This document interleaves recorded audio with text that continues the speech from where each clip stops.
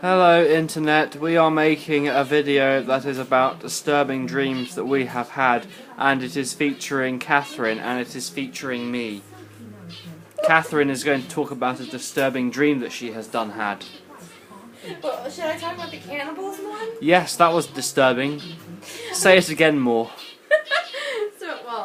So I had this dream that cannibals had, like, a family of cannibals were in the woods across the street from my house. And it was understood that they'd been watching us for a really long time.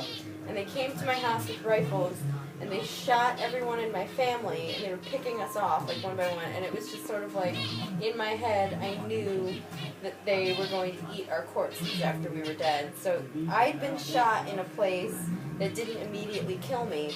So I was laying on the ground behind my couch, and I was thinking to myself, what is the only way that I could escape and potentially live without tricking them into thinking that I'm alive? Because I'm dead, quote unquote, to them, and I don't want to actually die.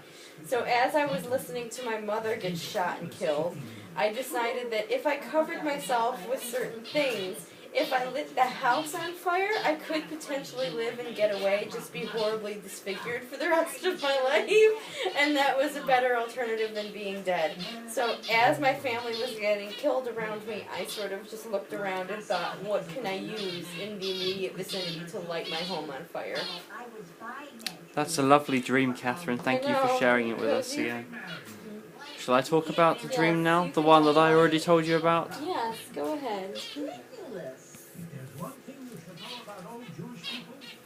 I had a dream I castrated myself with a razor blade. It didn't hurt, and I woke up, and thankfully they were still there. Should I just end it there? You can tell another dream if you like. No. Oh, okay. Do you have others? Other what? Other disturbing dreams or other testicles that need to be castrated? Yes to one and definitely no to the other one. No, none that I can remember. Okay. I think those are the two most horrific one person could have. Apart from the one you just said about where you being shot in the spine.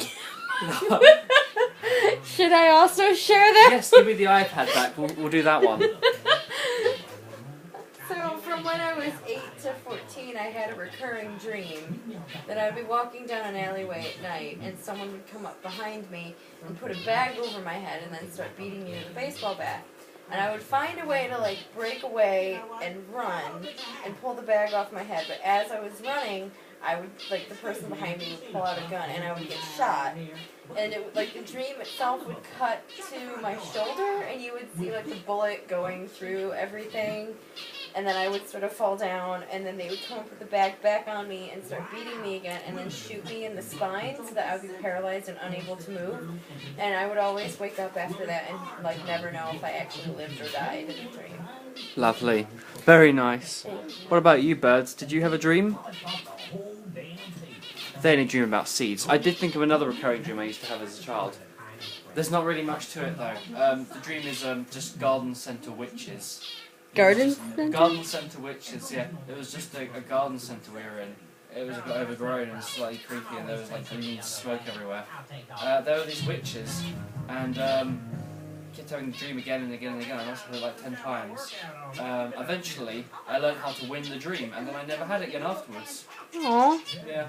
That's a nice story. I never learned how to win my dream, and it just stopped I happening. don't think there's any winning to that one. No, there isn't. Okay.